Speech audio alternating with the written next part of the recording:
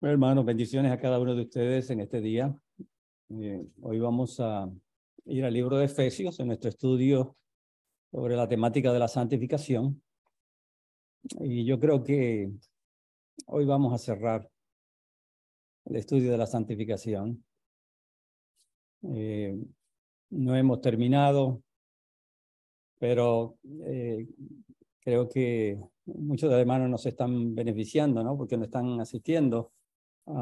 Quizás en otra ocasión pues podemos continuar para beneficio de ellos también, ¿no? Así que hoy vamos a terminar con la temática de la santificación expuesta a manera de estudio. Hablaremos más adelante de algún tema que esté relacionado con la santificación, como se entiende hoy día, porque creo que es importante también ver los diferentes conceptos que se han utilizado. Pero así como un desarrollo de un estudio más directo de los versículos bíblicos, lo vamos a dar hasta aquí. Hemos titulado nuestra presentación hoy, Cristo santificó a su esposa. Y el estudio de hoy presenta dos conceptos que son del todo inseparables. Y como vamos a estar hablando de Efesios 5 y vamos a entrar en pasajes que se han repetido vez tras vez y se han hablado de diferentes maneras, en donde se habla de la relación esposo y esposa en Efesios 5, pero nosotros lo vamos a hacer desde la perspectiva de la santificación. Y vamos a volver sobre estos versículos, vamos a quizás presentar un ángulo un poco diferente a lo que se ha hecho en otras ocasiones. Pero hay muchas ideas que son similares. Pero nuestro enfoque va a estar sobre la idea de la santificación en nuestro pasaje. Así que son dos conceptos que están en este grupo de versículos, que es sujeción y santificación. Y creo que los dos son inseparables, esos dos conceptos. Pablo desarrolla su concepto de santificación en el contexto de la relación matrimonial. En este versículo en particular que vamos a estar viendo, Pablo habla de la santificación de la iglesia en este contexto de matrimonio. Y me parece a mí que es interesante a la luz de los conceptos que habían en la época también, que vamos a estar viendo. ¿Y por qué Pablo habla de santificación de esta forma? Nos muestra a la misma vez que la palabra santificación no puede ser limitada a lo que tradicionalmente nosotros hemos entendido como la santificación como un proceso. Algunos, cuando interpretan este pasaje, quieren meterle esa idea otra vez de proceso, de un desarrollo progresivo de santidad. Para ellos, que Dios declare que la iglesia ha sido santificada, o que nosotros somos los santificados, que somos santos, para ellos eso lo único que significa es que eventualmente lo seremos, pero no se entiende como algo que ya hemos adquirido gracias a la obra que Jesucristo realizó. Y así que usted va a encontrar muchas interpretaciones de versículos donde la palabra santificación aparece, que de alguna manera, a pesar de que ellos ven que no encaja, de alguna manera quieren introducir la idea tradicional de santificación en el pasaje. Y este es uno de ellos. Se ignora muchas veces la manera en que Pablo habla de la santificación como un evento, algo que ya terminó, algo que está asociado con la muerte de Jesucristo. Todo eso se ignora para introducir la idea del proceso. Yo espero que hasta este momento, que hemos dedicado tanto tiempo y hemos enfatizado en la misma idea, básicamente, vista de diferentes ángulos y diferentes pasajes, que usted pueda haber captado la diferencia entre la santificación, bíblicamente hablando, y el concepto de proceso que generalmente se ha enseñado en el mundo cristiano. La santificación de la cual habla Efesios 5 es un evento que aconteció al Cristo entregarse. Así lo asocia a Pablo. Para Pablo, la santificación en este versículo no tiene que ver con lo que nosotros llegaremos a hacer, sino con lo que nosotros hemos llegado a hacer. Esa es la gran diferencia en lo que Pablo plantea aquí, que es muy similar a lo que encontramos también en el libro de Hebreos. Bien, vamos a comenzar viendo la relación que Pablo plantea entre la santificación y la sujeción. Y yo quiero irme otra vez al origen de todas las cosas, porque yo creo que Pablo lo hace aquí. Pablo cita Génesis 1, donde se nos dice que Dios creó al hombre, varón y hembra los creó, y a Adán entonces se le entrega el señorío a Adán, y Dios crea una mujer para Adán, y luego entonces Adán dice, esto es carne de mi carne, hueso de mis huesos, y le pone por nombre varona. Todas estas cosas las vemos en Génesis, ¿no? Y Pablo cita esos pasajes en particular. Yo me quiero remontar allá y voy a dar un breve resumen de lo que acontece allí y cómo la sujeción está asociada con la santificación y cómo está relacionada con la creación. Ayer hablábamos nosotros en un estudio que teníamos de eso también. La sujeción es el acto de la criatura reconocer el señorío de su creador y someterse a él, entendiendo que en esta sujeción el ser humano es grandemente bendecido por Dios. En ese sentido, podríamos decir que la sujeción preserva la creación del caos. Para muchos el concepto de sujeción es una idea negativa. Yo someterme es una idea negativa, que no gusta. La asociamos con esclavitud, asociamos con hacernos daño, con despotismo, asociamos con todas esas ideas negativas. Pero no es así. Desde el mismo principio, Dios creó a este ser, esta criatura, con esta capacidad de pensar y razonar, y esta criatura entendía que Jehová era su creador y por lo tanto debía sujeción a él. Y en la medida que él estaba sujeto a Dios, nosotros encontramos entonces que el orden de la creación se mantiene. Así que en Génesis, la sujeción es el orden de la creación. El hombre estaba sujeto a Dios, ese es el orden que encontramos. El hombre, Dios lo crea porque es el creador, el hombre está sujeto a Dios, los animales están sujetos al hombre y la esposa está sujeta a su marido. Ese es el orden en Génesis mismo. Así que esto no es algo nuevo, no podemos decir que esto surge después de la caída. No, antes de la caída, este concepto de sujeción ya estaba presente en Génesis.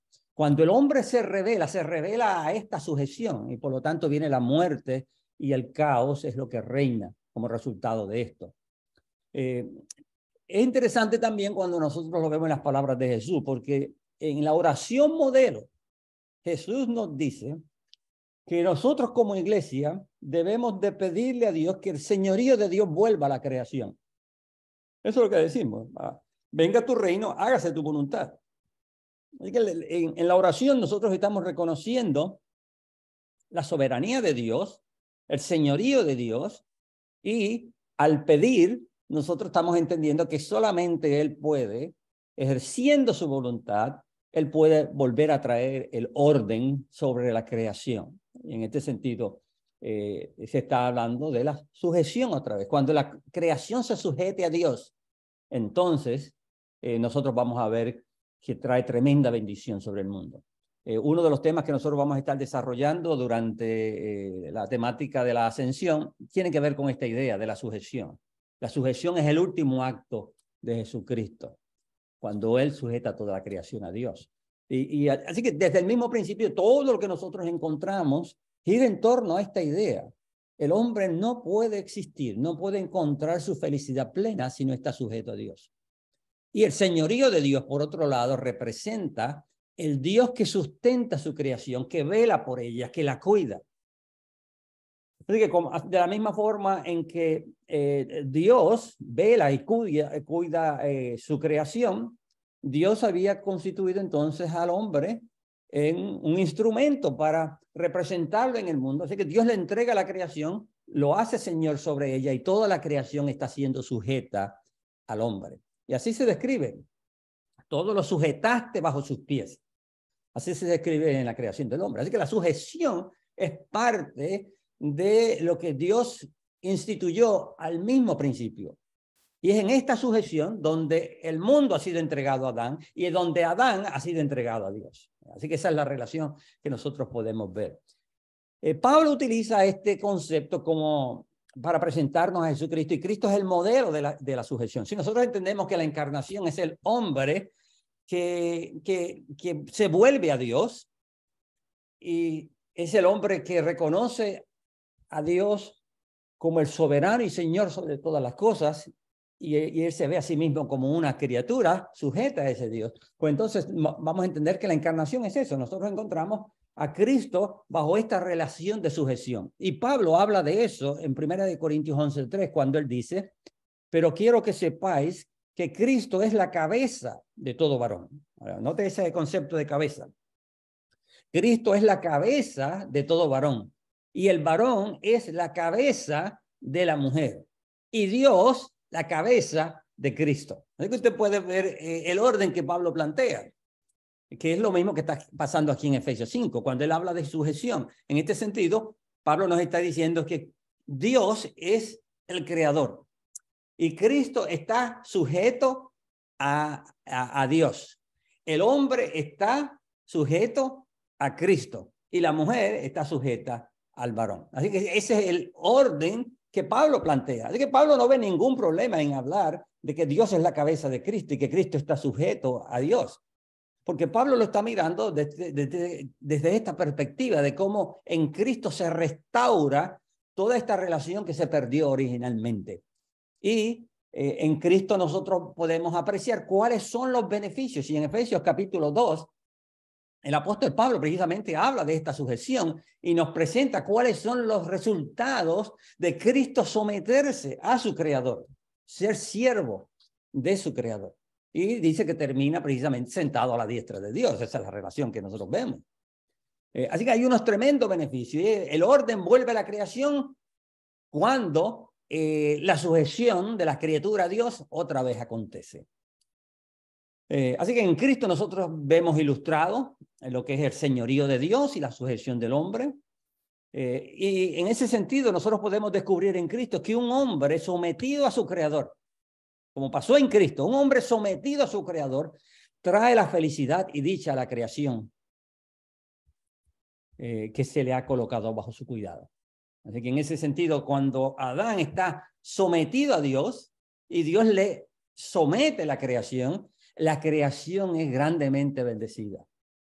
Cuando el hombre se rebela contra Dios, la creación también es afectada.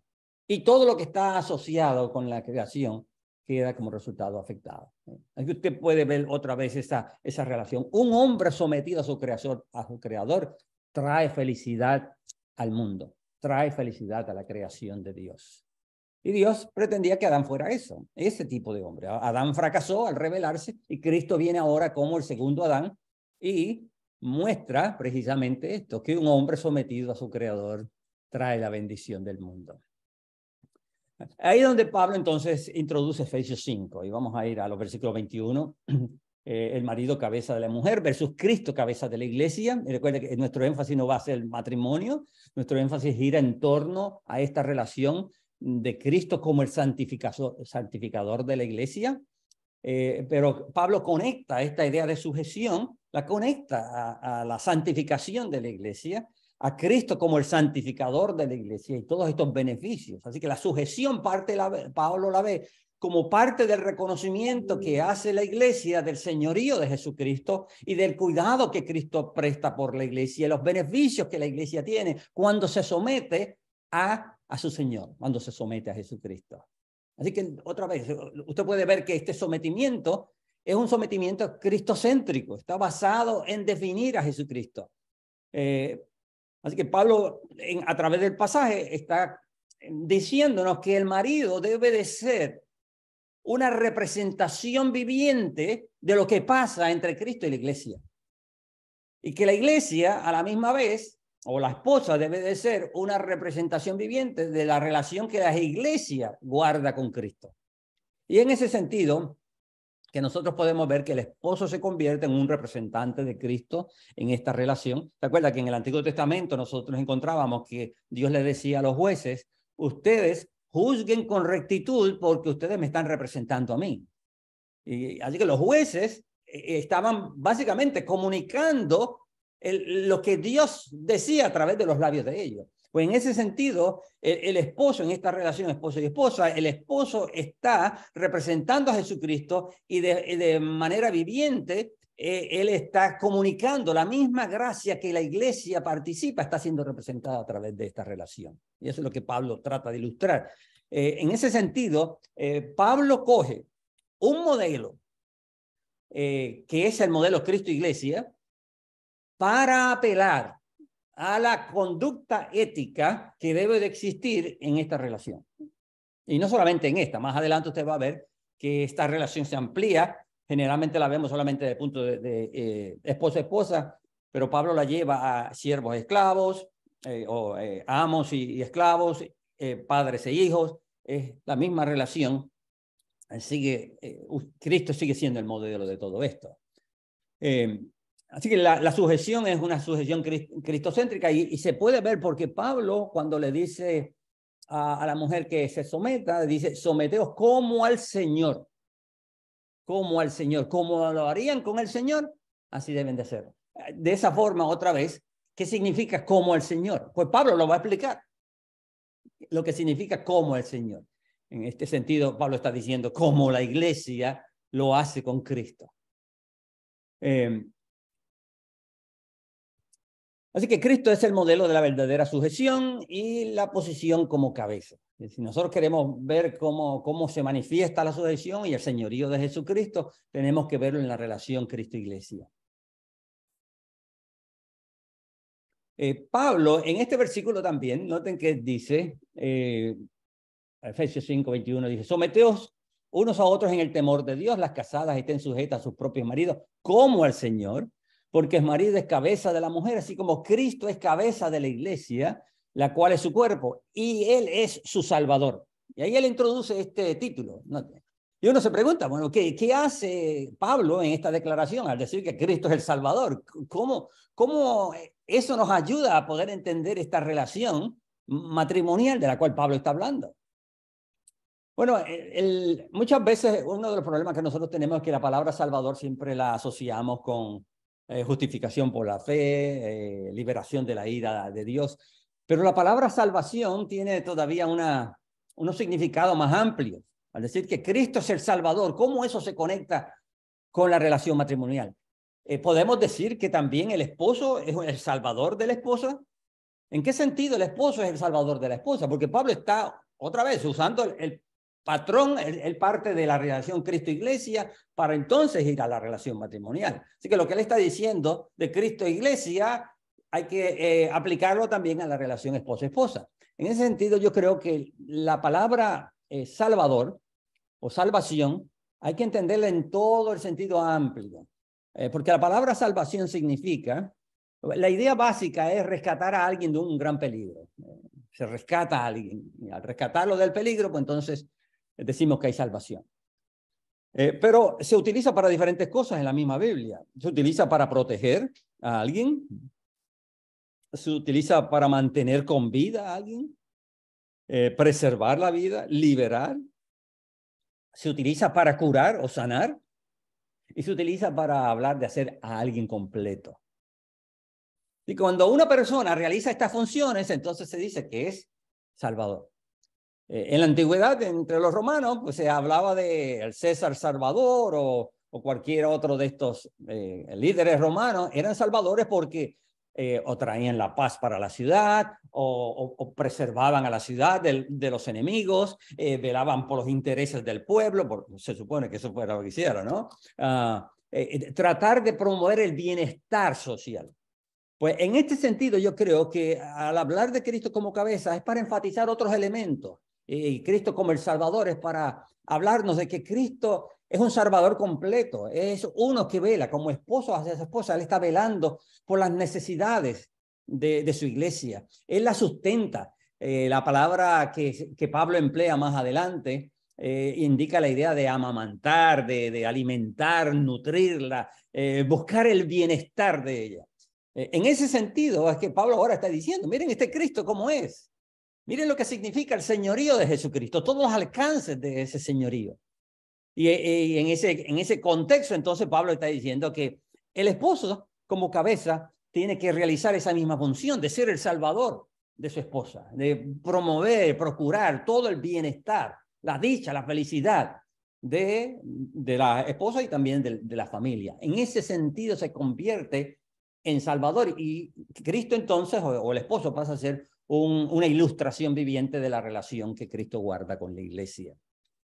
Nosotros vamos a ver, cuando estudiamos cualquier tema, no solamente este, vamos a entender que el modelo es un modelo demasiado alto. Es Cristo en su relación con la iglesia y nosotros vamos a encontrar que la iglesia es llamada a someterse a Jesucristo y Pablo reconoce que está sometida a Jesucristo, pero a la misma vez dentro de la misma iglesia hay unas luchas internas. Así que esta relación está formada por la gracia misma de Dios, que es la misma que debe también gobernar en las relaciones matrimoniales. Pero ese no es, como dije, no es el énfasis que queremos dar.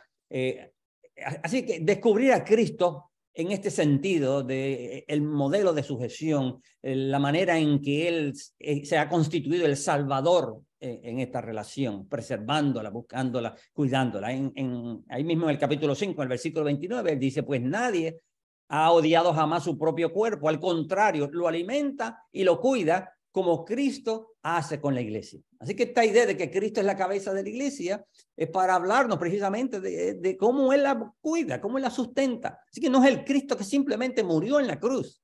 El apóstol nos dice aquí que Él se entregó para la iglesia precisamente con estas funciones. Así que al principio nos habla de la entrega, de la muerte, pero después nos presenta que Cristo no es el marido que se fue y abandonó a su esposa, sino que es el marido que está ahí presente para velar por ella, para defenderla, para cuidarla y preservarla. Que todas estas es lo que el apóstol Pablo nos presenta de este marido. Así que son todos los alcances hasta el momento final. Y decimos hasta el momento final porque esta boda de la cual Pablo habla aquí comienza con el compromiso nupcial. Comienza con eso. Ustedes saben que en la antigüedad nosotros encontramos todas estas ideas de cómo las personas, los judíos se casaban y vamos a hablar ya mismo un poquito de eso. Así que Pablo dice que Cristo es la cabeza de la iglesia, dice que es su Salvador, versículo 24 dice, así que como la iglesia está sujeta a Cristo, así también las casadas los tengan a sus maridos en todo. Luego dice,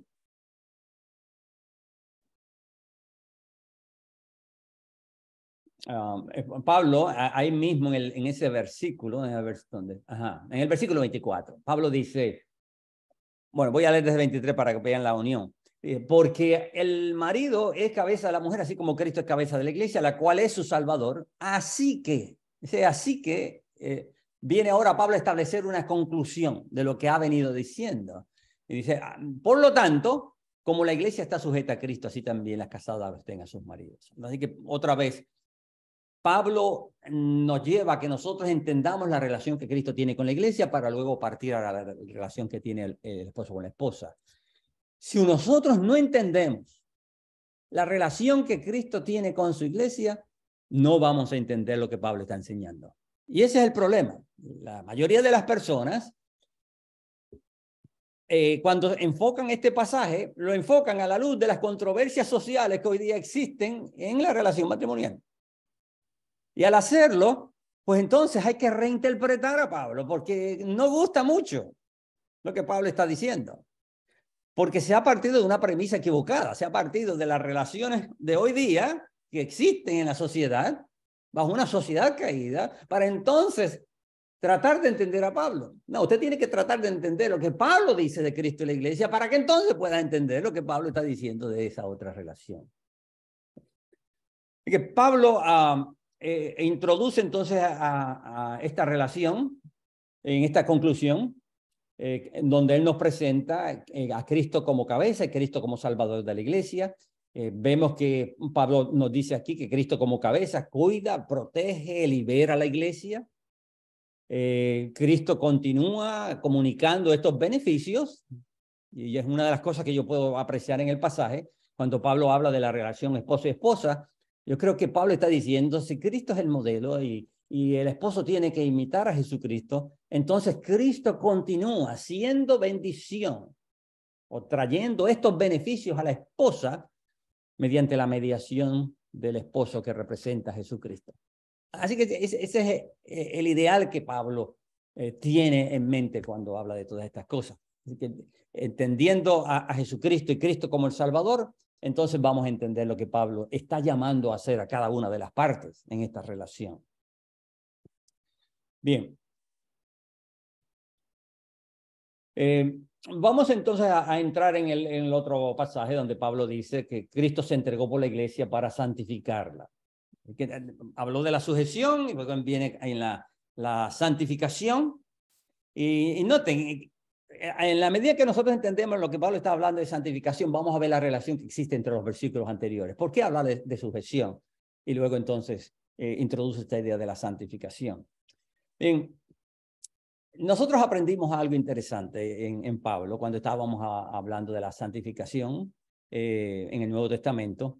Y Pablo utiliza un principio. Pablo dice que el hombre creyente santifica a su esposa incrédula y sus hijos son santos. ¿Se acuerdan de eso? Estuvimos hablando de ese pasaje. El hombre incrédulo, el hombre creyente, santifica a su esposa incrédula o viceversa. Y luego entonces Pablo concluye que los hijos que nacen de esa relación son considerados santos. Ahora, yo quiero aplicar eso a Jesucristo. Cristo es el creyente, el hombre creyente que santifica a su iglesia incrédula. Ese es Cristo. Y Cristo, al unirse con su esposa, él transmite su santidad, la transmite a la iglesia. Es decir, la iglesia queda santificada por esta unión. Y esto es porque Cristo, mediante este acto, incorpora a su iglesia a la familia del pacto. De la misma forma que el que se casa, el hombre que se casa con una mujer no creyente, la está incorporando dentro de la familia del pacto y por lo tanto los hijos que nacen de ahí son santos. Y aplicado eso a la relación Cristo-Iglesia, nosotros somos los hijos de esa relación. Y nosotros somos llamados santos, ¿verdad? Los santos de Dios. Y somos santos precisamente por esta unión entre Cristo y la iglesia. Y yo creo que algo similar a lo que Pablo está diciendo aquí, cuando habla de la santidad de la iglesia. Desde el versículo 25 Pablo dice, maridos, amad a vuestras mujeres, así como Cristo amó a la iglesia, y se entregó a sí mismo por ella. ¿Con qué propósito? Dice ahí, versículo 26, para santificarla y purificarla en el lavamiento del agua por la palabra. Para santificarlo. Entonces, ¿cuándo es que la iglesia quedó santificada? Bueno, dice ahí, cuando Cristo se entregó por ella. Así de sencillo, no hay que darle mucha vuelta al asunto. Los que no creen eso, pues dicen, bueno, Cristo se entregó por ella para encaminarla por un proceso de santificación. Una vez termine eso, entonces la iglesia queda santificada. Pero Pablo no está hablando de eso. Pablo está diciendo que Cristo se entregó por la iglesia para santificarla. O, si la entendemos un poco más literal, está indicando que es una acción completa, no una acción progresiva. La palabra que ahí se utiliza indica que esa santificación es puntual, es en un momento en que aconteció. Y la purificación pues, sucede lo mismo. Aquí se ha traducido habiéndola purificado, indicando con eso que eso sucedió. En el griego las dos palabras forman una. Y el verbo en que se utiliza es para decir que tanto la santificación como la purificación acontecieron en el mismo momento en que Cristo hace su entrega. Así que Cristo santifica a la iglesia mediante esa entrega. Y de igual manera, entonces Pablo llama al esposo a entregarse por su esposa para santificarla, es decir, para hacerla suya. La palabra santificación, eso es lo que indica en este pasaje. Cristo santifica a la iglesia para casarse con ella. La santidad de la iglesia consiste en el matrimonio entre Cristo y su iglesia. Ahora, vamos a ver algo de esto. Y aquí entramos en un poquito de la tradición judía. En la tradición judía es interesante. En el Talmud hay todo un capítulo que tiene que ver con el matrimonio, en el Talmud judío. Y esa parte del Talmud se le llama el Kiddushin, que viene de la misma palabra santidad. Recuerda que la palabra santidad es Kodesh en hebreo. de que en esta porción de este Talmud, que es los escritos que tienen que ver con los tiempos apostólicos, pues existe, esta sección tiene que ver con el matrimonio, y a esa sección se le llama la santificación, básicamente. Si lo fuéramos a traducir, se entiende matrimonio o el compromiso matrimonial se entiende como santificación, es sinónimo de santificación. Entonces, todo el ritualismo que está asociado con el matrimonio se le llama kiddushin, ¿no? Santificación, o consagrar, o separar, si le damos otras traducciones. Ahora, nosotros tenemos una idea algo parecida también, porque nosotros cuando hablamos de matrimonio, a veces usted escucha que se le llama el santo matrimonio, ¿verdad? A la unión, el santo enlace matrimonial. Así que usamos idea algo parecida. Pero en el judaísmo había toda esta ley que había sido establecida cuando las personas se iban a casar. Y hay muchas cosas allí, ¿no? Yo voy a simplemente tocar lo que viene a la temática nuestra. Así que lo primero que se hacía era que se desposaba. Y ustedes conocen algo de esto porque José dice que desposó a María, y entonces pasó que el tiempo después, cuando ahora José viene a tomarla por esposa, encuentra que ella está encinta. Y es precisamente por esto, este momento que se le llama ser desposada, era un rito en donde la mujer quedaba santificada o separada para el futuro esposo. Hasta este momento, lo único que había era un compromiso, pero en el judaísmo no es como en el nuestro. En el judaísmo el compromiso era sinónimo de matrimonio. Tú estabas casado y si querías romper el matrimonio tenías que divorciarte. Así que solamente se rompía ese compromiso por medio de divorcio. Entonces, en el caso de José, ahí donde viene otra vez la idea, porque José se había comprometido, había hecho todos los pasos necesarios, pero no había consumado el matrimonio. La consumación del matrimonio venía cuando se terminaba la ceremonia, después a veces eran 3 meses y se llevaba hasta 1 año. En el caso de José, pues uno se da cuenta que ya había pasado casi 1 año, porque ya María se notaba que tenía barriga, ¿no? Estaba preñada ya. Pues entonces venía todo este rito, y a ese rito también se le llamaba kiddushin, era parte del kiddushin, era parte de la santificación. Así que la santificación de la esposa se iniciaba en el momento en que se establecía este compromiso. Luego entonces la mujer pasaba por un lavado ritual, porque ella venía y tenía que sumergirse en un lugar que era preparado, que era muy similar para el bautismo de los gentiles. También se utilizaba para cuando la mujer estaba en menstruación, que para poder terminar el ciclo y ella poder volver a tener relaciones sexuales con su esposo, tenía que meterse en ese lavacro para purificarse otra vez. Y de esa forma. Bueno, las novias tenían que hacer eso también. Antes de casarse, pues tenían que pasar por ese lavamiento. Recuerda que Pablo habla de todas estas cosas aquí, son muy similares. Luego, se hacía también, entonces, dentro de este ritualismo se hacía un pago. Se hacía un pago que es como la dote. Algunas de estas cosas han cambiado hoy día, aunque todavía el lavamiento se está practicando y según leí está surgiendo más modernamente. Bueno, el novio entonces hacía un pago, una forma simbólica de comprar a la novia, y al pago también se le llamaba kiddushin. Era un pago de kiddushin, era un pago para santificar a la novia. Tú puedes ver que la palabra santidad está bien asociada con el concepto de matrimonio. Y en el caso de Jesucristo, nosotros podemos encontrar que Pablo dice que Cristo se entregó por la iglesia. En otros lugares dice que es la sangre de Jesucristo la que él está ofreciendo como redención o como pago para su iglesia. Así que en ese sentido, Cristo está haciendo este pago para poder adquirir su novia. Y le voy a leer una porción del Talmud. Se encuentra en Kedushim 5b. Dice, nuestros rabinos enseñaron cómo se adquiere una mujer por dinero.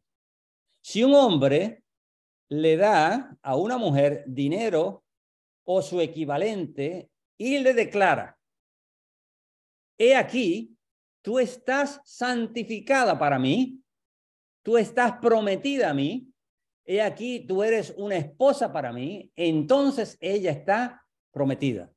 Así que, según esta declaración del Talmud, lo único que usted tiene que decir para entrar en este compromiso, acuérdense, este es el compromiso, todavía todo el ritualismo del matrimonio no ha terminado. Para usted entrar en el compromiso, él dice, lo único que tú tienes que hacer es traer el dinero y hacer la declaración, he aquí, tú estás santificada para mí. La palabra santificar que ahí se utiliza es Kodesh, la misma palabra que usamos para santificación corrientemente. Así que dentro del símbolo matrimonial había que hacer esta declaración de que la esposa estaba siendo santificada. Y en ese momento, el compromiso nupcial se sellaba. De ahí en adelante, ella era una esposa de compromiso. Es decir, por el compromiso que se realizaba. Y luego entonces se sellaba esa declaración que hacía el esposo, se sellaba con una copa de vino. Es decir, cada uno bebía del vino que iba a sellar esa unión. Y de ahí en adelante ya el ritual pues quedaba terminado. Y muchos han visto, y tiene mucho sentido, ¿no? Que cuando Cristo en la cena estaba dándole el vino a beber a sus discípulos, era para sellar el pacto matrimonial que él estaba estableciendo con la iglesia. Y luego cuando Cristo dice que él va a beber otra vez del vino en el día final, es porque cuando llegaba las bodas finales, entonces se volvía a beber una segunda copa de vino y en esa segunda copa de vino entonces el matrimonio quedaba ya consumado. ¿Ya? Y nosotros sabemos, en la Biblia habla en Apocalipsis en particular, donde se presenta a Cristo que viene ahora con su iglesia en esta boda nupcial, ¿ya? Para consumar el acto. Todo el simbolismo usted lo puede apreciar ahí. Así, en el caso de lo que Pablo está diciéndonos aquí, Pablo está cogiendo ideas muy similares. Pablo está diciendo que Cristo se entrega por la iglesia y se entrega para santificarla. En otras palabras, Cristo está dando el pago nupcial para asegurar que ésta iba a ser su esposa y separarla, santificarla para él. Así que la idea de la santificación es para enfatizar en cómo Cristo ha hecho suya la iglesia. Cuando Cristo entró en este compromiso nupcial, cuando Cristo declaró, tú has sido santificada para mí, pues Pablo está diciendo, Cristo lo hizo en el momento en que ofreció la dote, ofreció su propia vida, su propia persona, su propia sangre, para dar el pago que garantizaba que su iglesia había sido separada para él. Esta era su esposa. Así que Pablo está utilizando conceptos muy similares. Luego entonces nos dice que habla del lavamiento del agua y esta idea del baño nupcial que hemos mencionado, ¿no? Donde ella se sumergía, pues muchos ven que Pablo está tomando esta tradición y hace mucho sentido porque Pablo habla de la santificación en el contexto matrimonial. Pablo habla de Cristo entregándose. Pablo habla aquí de este lavamiento que tiene como propósito otra vez confirmar a la iglesia como la esposa de Jesucristo y la iglesia entrando por el proceso. Pero también yo creo que hay una idea similar en el Antiguo Testamento. Así que Pablo también puede estar pensando lo que sucedió en el Antiguo Testamento. Y en el Antiguo Testamento está la misma idea de Jehová casándose con Israel. Y dice muy similar a lo que Pablo está hablando aquí en este pasaje. Noten lo que sucede en Ezequiel 16. En Ezequiel 16, usted tiene que leerlo completo, desde el mismo principio ya se empieza a hablar de cómo Dios trae a su esposa y la va preparando para casarse con ella. Pero en el versículo 8 dice, yo pasé otra vez junto a ti y te miré. Y aquí que tu tiempo era tiempo de amores. Y extendí mi manto sobre ti, cubrí tu desnudez y te hice juramento, entré en pacto contigo, dice Jehová el Señor, y fuiste mío. Esa parte es lo que yo creo que Pablo le llama santificar, que es lo que en la tradición judía también el hombre declaraba, tú has sido santificada para mí. Y Cristo la está santificando para él. Aquí Jehová está entrando en este pacto, es el pacto matrimonial, que se habla en otros lugares, en donde, en este caso, Dios se está comprometiendo en hacer de Israel su esposa. Y luego dice, versículo 9, te lavé con agua. Pablo habla del lavacro. Y aquí Jehová dice, te lavé con agua, lavé tu sangre de encima de ti y te ungí con aceite. Así que Pablo habla de lavar, del lavacro de la palabra, y luego habla de cómo Cristo viste a su iglesia. Y aquí en Ezequiel, en el versículo 10, dice que después de lavarla, dice, y te vestí de bordado, te calcé de tejón, te ceñí de lino, te cubrí de seda, te atavié con adornos, te puse brazaletes en tus brazos, collar en tu cuello, puse joyas en tu nariz, zarcillo en tus orejas y una hermosa diadema en tu cabeza.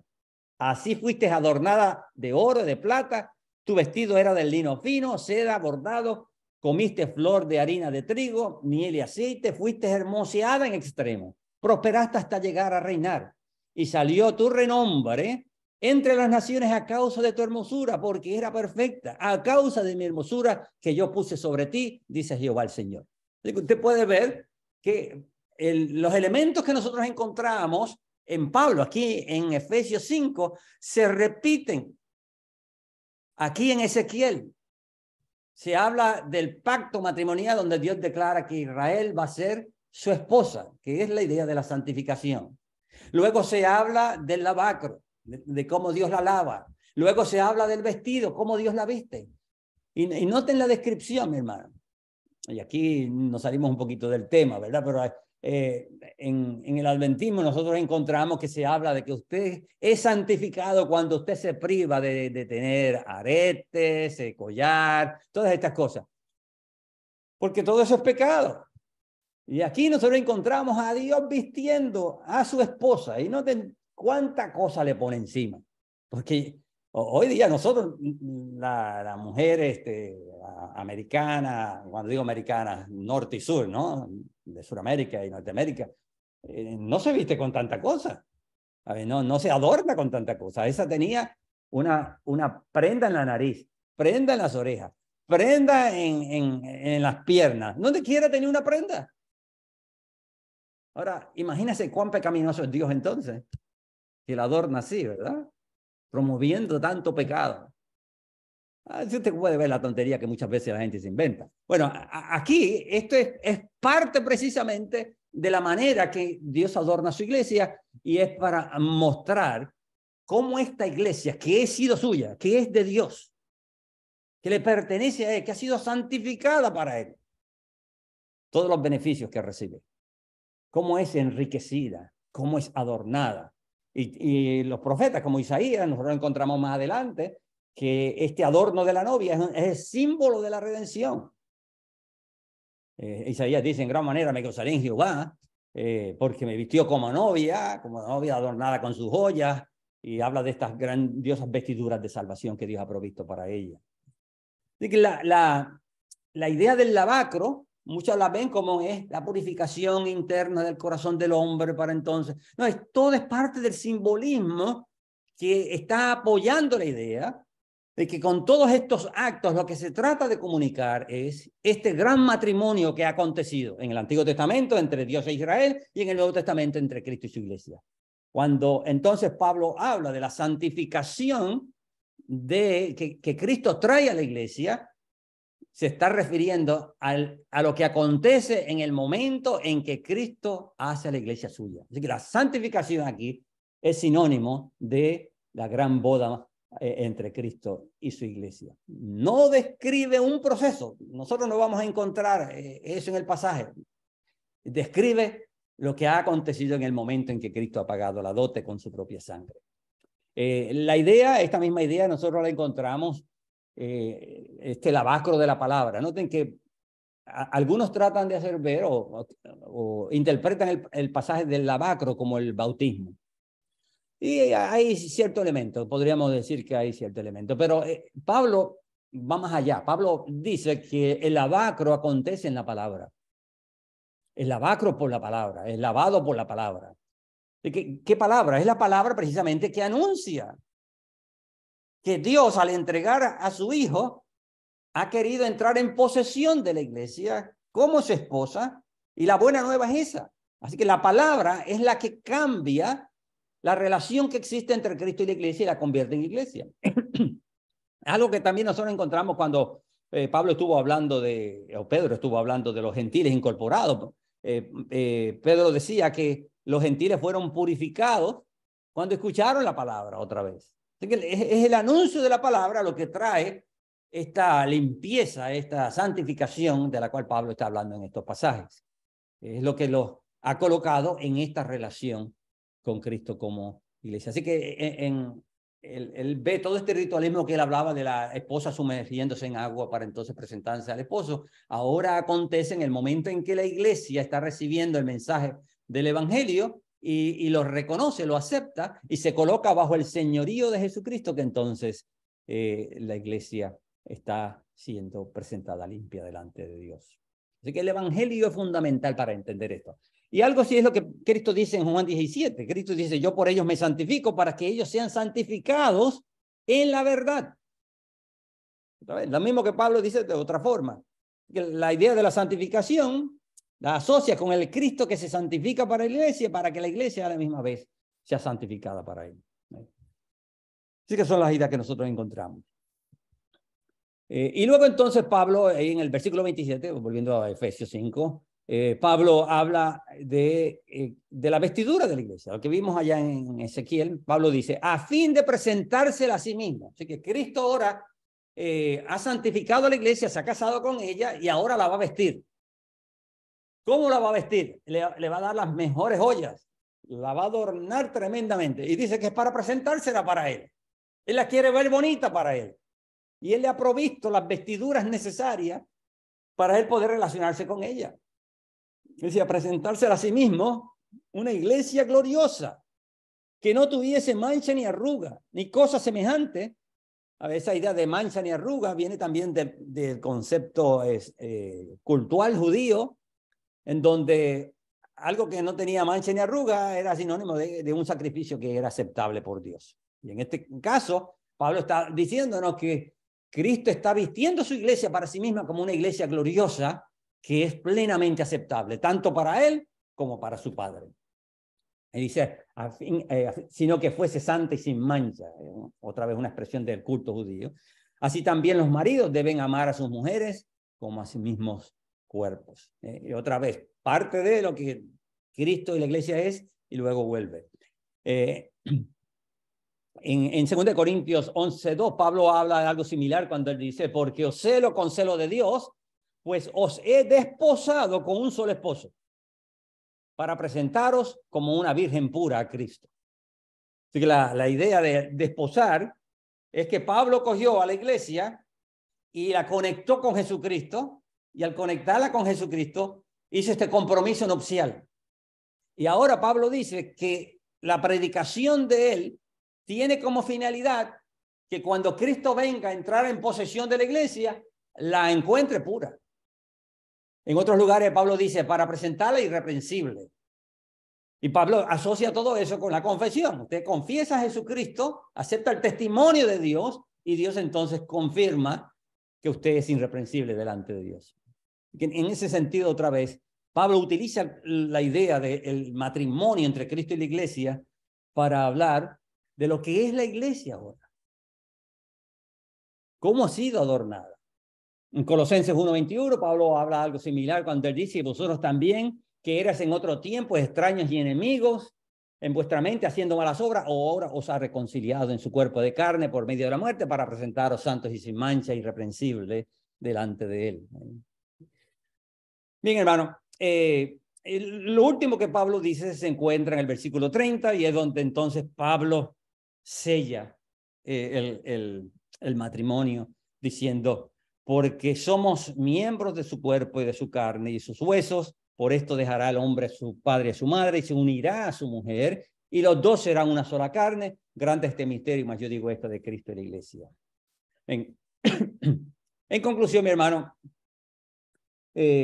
la santificación de la iglesia, la palabra santificación, Pablo la emplea en este pasaje en un contexto matrimonial. Es mi convicción que Pablo está utilizando ideas que eran de su época y ideas que encontraba en el Antiguo Testamento, como en el caso de Ezequiel. Pero en particular, Pablo está pensando en el ritualismo judío que se practicaba en la época, que se le llamaba el Kodashim, que era la santificación. La santificación es un nombre, o Kodashim, que es santificación, es el nombre que se le da a el compromiso matrimonial que luego se sella al final de todo el proceso cuando el hombre viene a entrar en posesión de la esposa. Pablo sostiene que Cristo con su sangre ha pagado la dote nupcial para la iglesia y en ese sentido la ha santificado y la ha separado para sí mismo. Luego habla de cómo él ha vestido con las ropas nupciales para presentársela a sí mismo como una esposa sin mancha, una esposa perfecta.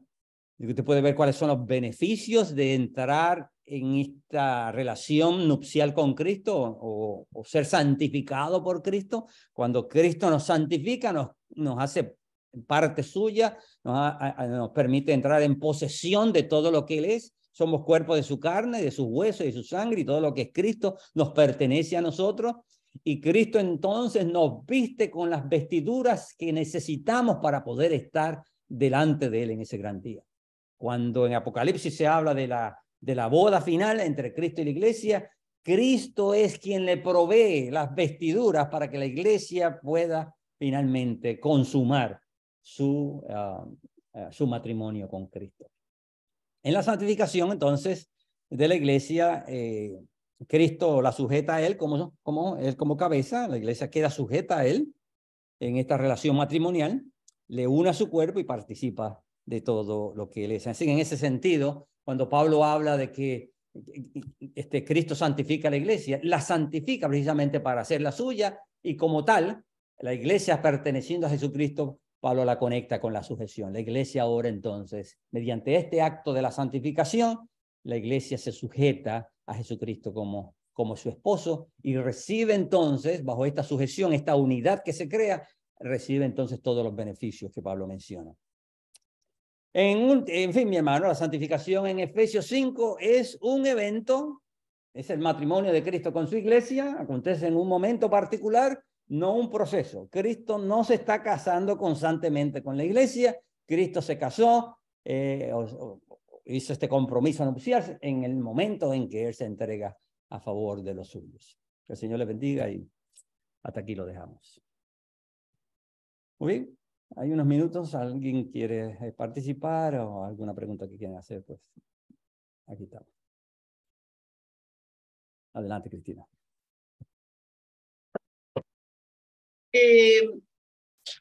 Creo yo que cuando se habla de sujeción, no se está hablando en el aspecto de sometimiento, sino en el aspecto de confianza. Es decir, cuando confiamos, no nos sentimos que nos estamos sometiendo, sino que nos sujetamos por esa confianza. Quizás es una apreciación mía, pero creo que tiene referencia a la confianza. Ahora, con respecto al matrimonio, cuando acá habla de la iglesia matrimonio, porque uno escucha muchas cosas desde hace años, vengo escuchando diferentes. Creo que está abarcando tanto a Jesús con la iglesia como el matrimonio entre hombres. Se refiere a los dos, ¿no es cierto?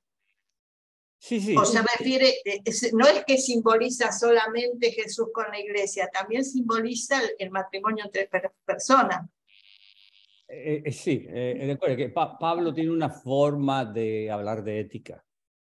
Pablo Sí, comienza con lo que ha pasado en Cristo y luego entonces de ahí él hace el llamado ético. lo aplica. Quiere decir No, que no tanto lo cuando... aplica, habla cómo lo que ha acontecido en Cristo, nosotros podemos llevarlo al plano humano, ejerciendo el mismo principio en la relación. Bueno, sí. Claro, a eso quería llegar. Ahora, cuando sucede el matrimonio entre Jesús y la iglesia es justamente aquella única iglesia que eligió a Cristo como el camino. Por eso hay una sola mujer, porque es la única, no hay varias posibilidades, es uno. En la fe ahí, en ese lugar. Entonces, justamente después difiere en el matrimonio entre las personas porque empieza a fallar nuestra voluntad, nuestro sentimiento, decir, la pérdida de confianza, y ahí después entonces surgen todos los otros problemas. Pero si nosotros, creo yo, que si nosotros entramos en la confianza, la sujeción casi viene sola, porque confiamos en eso que nos dirige, eso en que nosotros confiamos nos dirige. Me parece que ahí está el sentir la sujeción como un sometimiento o como una voluntad de uno a quien le tiene confianza, y después se distorsiona en el caso de las personas porque se rompen un montón de cosas que terminan también rompiendo con la confianza. Eso quería decir. Sí, yo creo que hay un elemento de confianza, no se puede negar, pero a la misma vez la sujeción estaba ahí presente. La sujeción implica este orden que Dios creó para mantener el orden de la creación. El hombre está sujeto a Dios. No es simplemente confianza, implica el hombre es criatura, Dios es creador, y por lo tanto, él es llamado a reconocer la voluntad divina para él. El hombre que está confiado en su Dios, ahora viene lo que tú acabas de señalar, el hombre confiado en su Dios reconoce que la voluntad de Dios y la soberanía de Dios es una soberanía y una voluntad que lo preserva, que lo guarda de caer en el caos nuevamente. Así que en ese sentido, la sujeción, como decíamos al principio, es parte de la relación que el hombre guarda con su creador desde el mismo principio, y cuando el hombre intenta irse por encima de eso, entonces ¿dónde viene el caos? Y eso es precisamente lo que está sucediendo en las relaciones matrimoniales que Pablo plantea. Por eso que Pablo lo lleva otra vez a la relación Cristo-Iglesia. Porque si se entiende la relación Cristo-Iglesia, todo eso, lo demás entonces cae por su peso. Porque es la mala comprensión de lo que significa la sujeción lo que ha llevado hoy día al rechazo de la sujeción. Porque no se entiende lo que es la sujeción. Se mira desde el punto de vista de las relaciones sociales que nosotros tenemos, en lugar de verse desde la perspectiva de la relación que Cristo guarda con la iglesia. A eso era lo que estábamos viendo.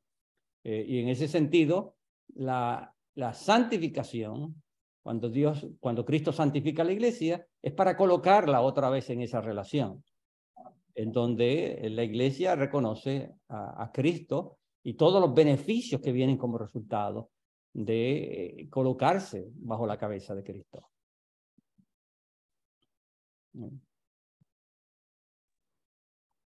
Yo trataba de relacionarlo, es decir, no como que Dios es autoritario y te sujetas y listo, ¿me entendés lo que quiero decir? Quiero decir que tiene que ver no con una cosa impuesta, sino con algo que va por otro camino. la sujeción viene por el camino de que conocemos a Dios en cuanto a nuestra experiencia en Por el eso, camino de la fe. sí. Pero ¿por qué nosotros cada vez que hablamos de sujeción lo entendemos como autoritario?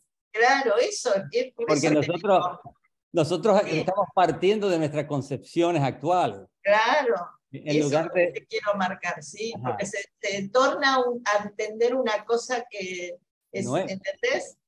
Sí. Nosotros entendemos sujeción como algo de sometimiento, de otra cosa. Bueno, Tenemos, no sé cuánto tiempo tenemos, pero que me gustaría agregar un comentario a eso. Cuando termines vos, Saúl. bien, adelante. No, Así, está bien, no te quería interrumpir.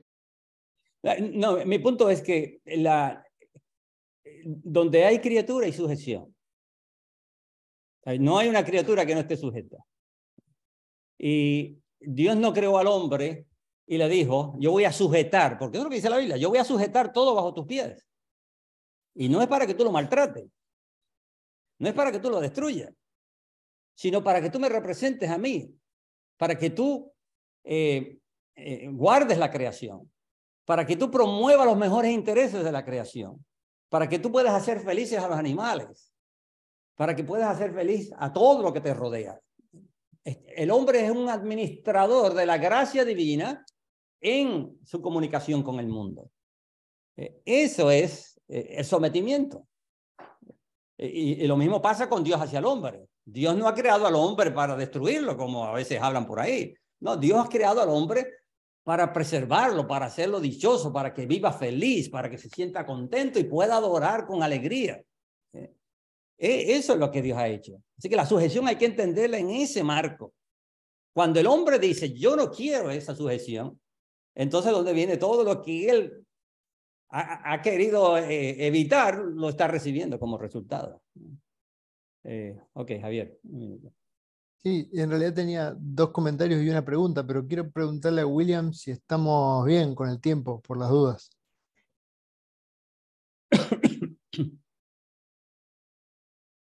Bueno, arranco con el primer comentario y después, si hay tiempo, me avisan. Me parece que durante mucho tiempo, la mayor parte, diría, de la historia de la humanidad, tanto las religiones como la cultura han promovido el sometimiento del ser humano a otros seres humanos, enfocándose justamente en la autoridad o el derecho del que somete por sobre los sometidos. En la actualidad me parece que la cultura invirtió eso y se nos dice que lo mejor que nos puede pasar es que nadie se someta a nadie. Todos seamos autónomos.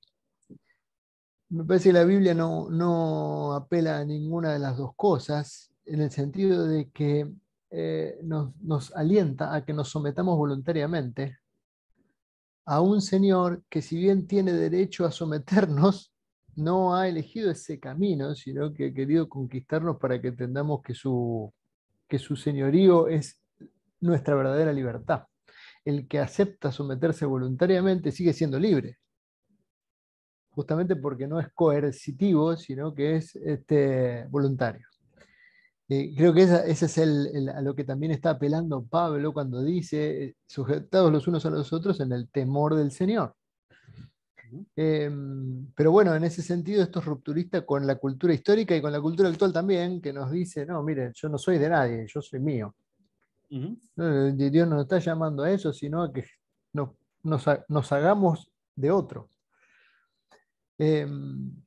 De hecho, que Cristo ilustra eso cuando él dice, el que quiere ser Señor, hágase siervo. Claro.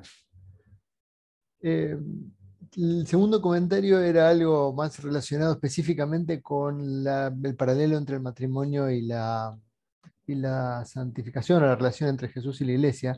Y es que en Ezequiel, cuando vos leíste, dice que Dios ve a su, en este caso a su pueblo, pero a su iglesia, llena de hermosura, que es una hermosura que Dios le dio. Cuando la viste y la prepara y la hermosea. Y en realidad también en las relaciones humanas, los seres humanos buscamos una especie de hermosura intrínseca propia que sobreviva, o sea, que sea nuestra, en el sentido de que nos pertenezca independientemente de quién es el que nos mira. Pero que la relación que Dios está planteando es que en realidad buscáramos la seguridad en la hermosura del que nos ve y no la seguridad en la hermosura que tenemos. O sea, es una hermosura que está en los ojos del otro. Y que también las personas son más felices, no cuando están seguros de sus propias virtudes o sus propias hermosuras, sino cuando están seguros de que esa hermosura está en la consideración del que es su pareja. Y lo que sí quería preguntar, Saúl, para mí fue muy beneficioso toda esta serie de estudios de la santificación, porque me ayudaron a corregir la visión tradicional que yo siempre había escuchado. Aunque siempre tenía cuestionamientos, pero no tenía clara, digamos, cuáles eran las respuestas, las mejores respuestas. Así que en ese sentido me ayudó mucho. Pero hay algo que todavía me cuesta separar y es, bueno, si la santificación es algo así como algo que Dios obra cuando nos vuelve a hacer pertenencia suya, ¿cómo esto distingue a los santos de los no santos en el sentido de que desde el punto de vista creativo y desde el punto de vista de la disponibilidad de la redención es universal y es para todos también los que no pertenecen a la esfera del Señor? O sea, en ese sentido todos serían santos, no habría ningún no santo. Así que el aspecto ritual de la santidad implica como entrar voluntariamente en esa relación, pero desde el punto de vista de que Dios es dueño de todo. ¿Sí? Es una cuestión de pertenencia. Entonces, ahí digamos, hay algo de la santidad que parecería estar relacionado con la criatura, con la respuesta de la criatura y no con la acción directa de Dios. Bueno, pero imagino que no es así. Sí, el punto es un poquito más complejo. Todo lo que tú puedas decir de la santificación tiene que decirlo también de la salvación en general, ¿no? Y algunos entonces han caído como resultado de eso en el universalismo.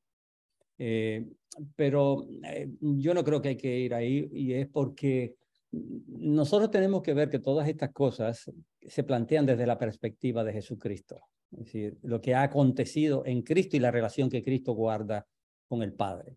En ese sentido, tanto la santificación como la justificación y la glorificación, todo eso ha acontecido en la persona de Jesucristo. Entonces ahí donde viene el anuncio. El anuncio es para que las personas vengan a participar de lo que ya Dios ha propuesto en Jesucristo. No es algo que ellos poseen en sí, es algo que está en la persona de Jesucristo. Entonces cuando nosotros aceptamos el anuncio del Evangelio, nosotros confirmamos lo que Dios ha dicho. Y eso, la palabra confesión significa estar de acuerdo con otro, literalmente, ¿verdad? Y no estamos de acuerdo con lo que Dios ha dicho acerca de su Hijo y la salvación y cómo en Cristo Dios ha resuelto todo el problema del ser humano. Así que es en ese momento donde el hombre reconoce y confiesa lo que Dios ha hecho en Jesucristo, donde él empieza a disfrutar de esa realidad que le pertenece a todos los hombres, por cuanto Cristo es redentor de todos los hombres, salvador de todos los hombres, santificador de todos los hombres, pero solamente pueden disfrutar de esa realidad aquellos que reconocen eso como de ellos. Fuera de eso, pues entonces no significa que no le pertenezca a toda la humanidad, significa que algunos han rehusado el apropiarse y aceptarla, confesarla y reconocerla como de ellos, a pesar de todo el testimonio que Dios ha dado. Han insistido en escoger el camino que ellos han querido.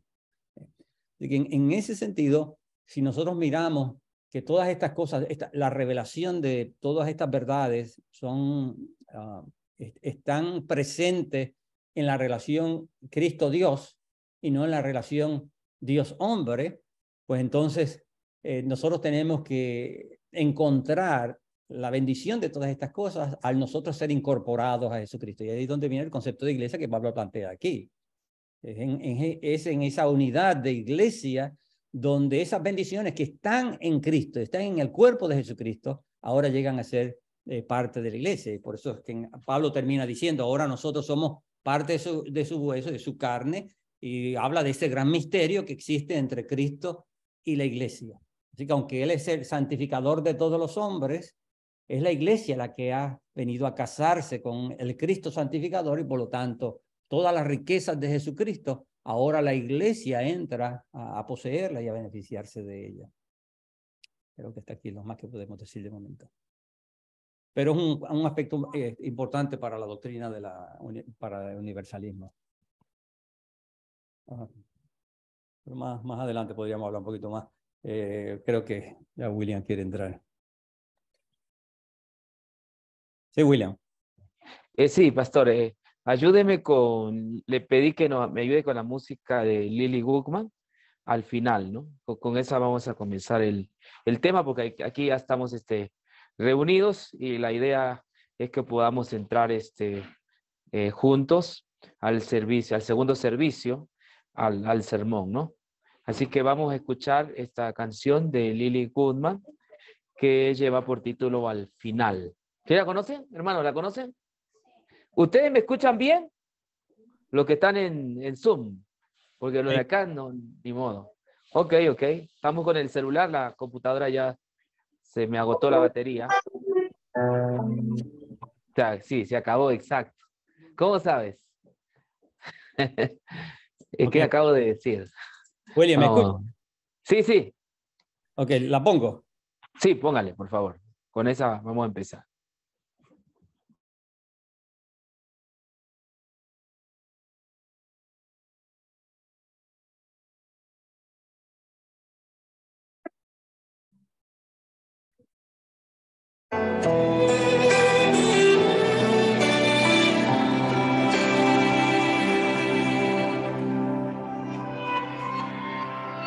Yo he visto el dolor acercarse a mí, causarme heridas, golpearme así, y hasta llegué a preguntarme, ¿dónde estabas tú?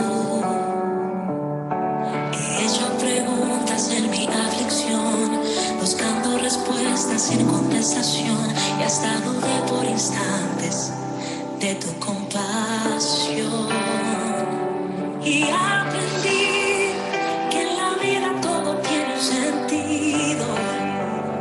y descubrí que todo obra para bien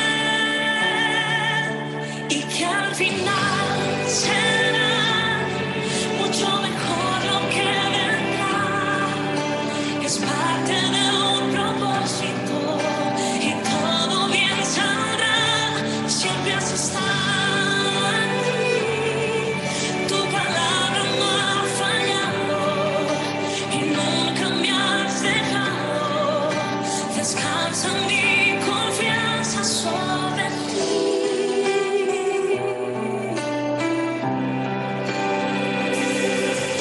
Yo he estado entre la espada y la pared, rodeada de insomnio sin saber qué hacer, pidiendo a gritos tu intervención.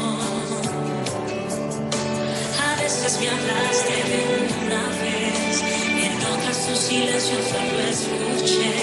Qué interesante tu forma de responder.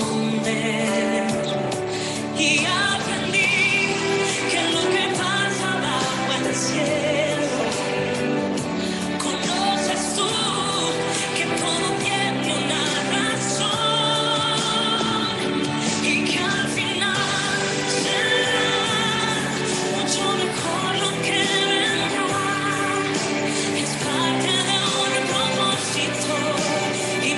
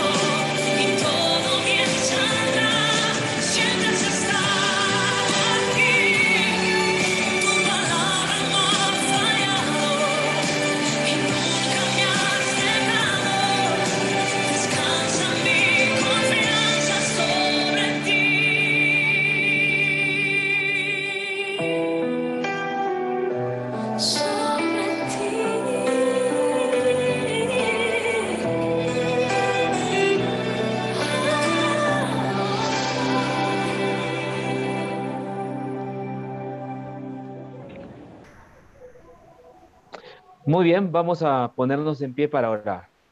Vamos a orar a Dios, que Él nos acompañe, ¿ya? Vamos a orar.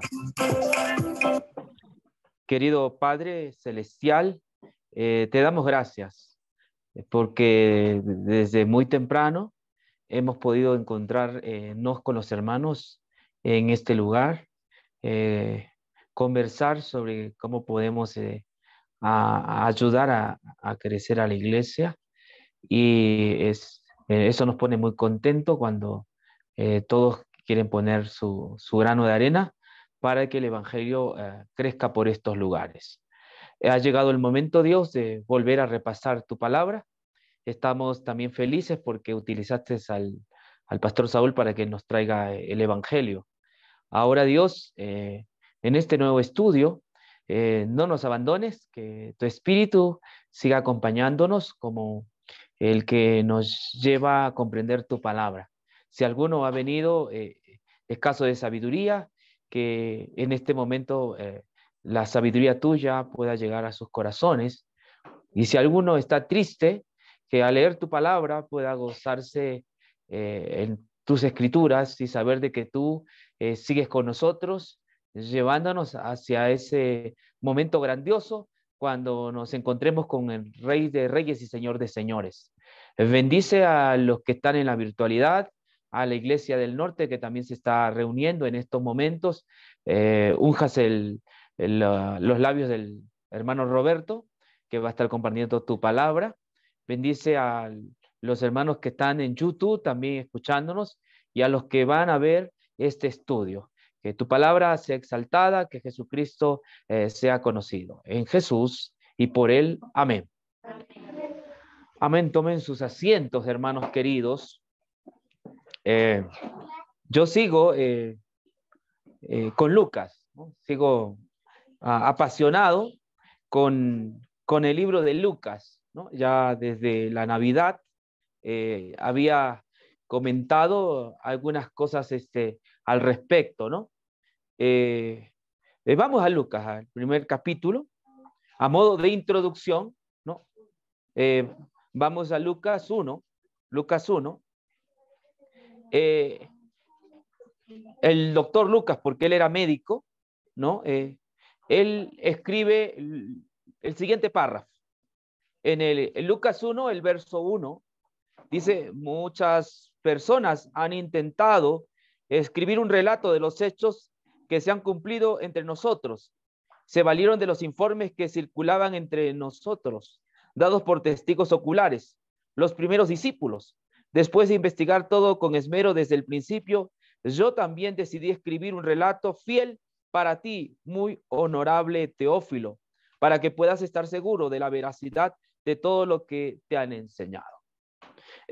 Cuando yo leo esta escritura o estas palabras, veo que la Biblia no es un libro truculento, no es un libro que tiene mitología, no, es un libro claro. La Biblia, el Nuevo Testamento, es un libro que está respaldado por la historia. En ese sentido, los dichos, los pensamientos que están ahí son veraces. Los que escribieron el libro son personas como nosotros, y no en base a visiones, cosas estridentes, fuera de lo común, sino que ellos lo hicieron también en base a la investigación. Porque lo que Lucas está haciendo aquí es investigación, ¿no? Algunos que han cursado la universidad pueden entender lo que es investigación, ¿no? Para que uno se gradúe en la universidad, le exigen que uno haga una tesis, ¿no? En maestría, actualmente a nivel de maestría están exigiendo que se haga un artículo, ¿no? Y entonces tú tienes que demostrar, ¿no? que sabes hacer investigación, y no es cualquier tipo de trabajito que hagas por ahí, ¿no? Tiene que ser un material donde hay una investigación seria, que sea objetiva, ¿no? Y donde los datos se puedan recopilar de una manera exacta. De esa forma tú eres aprobado y te pueden dar el título, ya sea de licenciado, ingeniero, o quizás a nivel de posgrado, ¿no? Lucas está haciendo eso, lo que los investigadores hoy hacen, ¿no? Y Lucas ya lo hacía mucho antes, porque la ciencia tiene más o menos unos 300 años. Sí sabe, ¿no? La ciencia no es tan antigua, tiene unos 300 años, no más, ¿no? Hay dos tipos de ciencia, o dos tipos de investigaciones, uno de índole cualitativo, que esa tiene 300 años, y una de índole más, de tipo más subjetivo, ¿no? Entonces, cuantitativo y cualitativo. Bueno, Lucas lo que hace aquí es una investigación de tipo cualitativo, porque él está describiendo, él está basándose en la historia para dar a conocer a una persona llamada Jesús. O sea, el libro de Lucas es un compendio acerca de Jesús. Toda la historia que está alrededor de Lucas, su interés es mostrarnos a Jesús. Pero Jesús no nace en el vacío, hermanos. ¿Me entiende? O sea, hay que entender que Jesús no es una figura mitológica que nunca existió. ¿Entiende? Porque hay figuras mitológicas, ¿no? Por ejemplo, los griegos tenían a Hércules, ¿no? A sus dioses también, ¿no? En el panteón de dioses hay una serie de dioses que hoy día, pues, en las películas los chicos ven, ¿no? Pero esos son mitos. Esos sujetos no existieron. Medusa no existió. No se puede demostrar la existencia de esas personas. Ni siquiera cierto tipo de terrícolas o monstruos que los griegos hablan no existieron, es mitología. Pero en cuanto a la Biblia, estamos encontrando que el doctor Lucas menciona que él se va a respaldar en los testigos oculares, ¿no? En los primeros discípulos de Jesús y otro tipo de información para comentar, ¿no? Sobre la existencia de Jesús. Y entonces, aquí va la primera muestra bíblica de que Jesús existió, porque Jesús no nace en el vacío, hay una historia que la respalda. El primero que está ahí es el 5, mire, vamos a leer. Cuando Herodes era rey de Judea, hubo un sacerdote judío llamado Zacarías. Era miembro del grupo sacerdotal de Abías, y su esposa Elizabeth también pertenecía a la familia sacerdotal de Aarón. Zacarías y Elizabeth eran justos a los ojos de Dios y cuidadosos en obedecer todos los mandamientos y las ordenanzas del Señor. Nos detenemos un rato aquí para poder entender lo que dice. No lo voy a interpretar, esto está claro. Jesús nace en un contexto político, ¿no? También un contexto social bastante interesante, ¿no? En el contexto político que Jesús nace es cuando estaba un rey, ¿no? Gobernando. ¿Cómo se llamaba ese rey? ¿Hemos leído? Pregunto. Niños, ¿cómo se llamaba el rey? Herodes. Famoso Herodes, ¿no? Sí, Herodes, sí. Algunos lo llaman Herodes el Grande, ¿no? En la historia se conoce como Herodes el Grande, ¿sí? Jesús nace en esa época, cuando hay un sujeto llamado Herodes. ¿De dónde era el rey Herodes? De 3 lugares, ¿no? Que se ha demostrado. De Judea, era rey de Samaria y era rey de Cesarea. De paso, esa ciudad Cesarea, él la fundó. Herodes la fundó. Entonces, ¿cómo lo sé? Por la historia, ¿no? La historia respalda de la existencia de Herodes. Ahora, ¿cómo era este personaje? Inescrupuloso, malvado, sí, carnicero. Sí, está bien, hermana. Sí, era despiadado, malvado, un ser pueril, ¿no? Pero ¿sabe qué? Inteligente. Él era inteligente, yo no puedo negar. Hay gente que lo